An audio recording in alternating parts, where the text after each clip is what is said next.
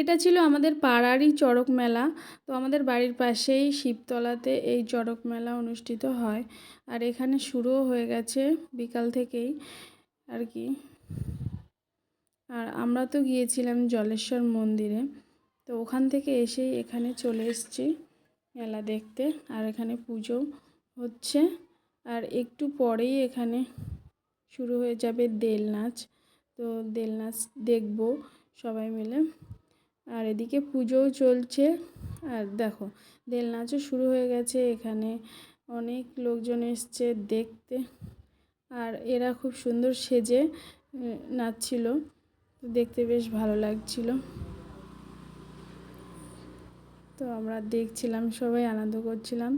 এরপর পুজো দেখব, প্রসাদ নেব, তারপরেই বাড়ি যাব। তো দেখো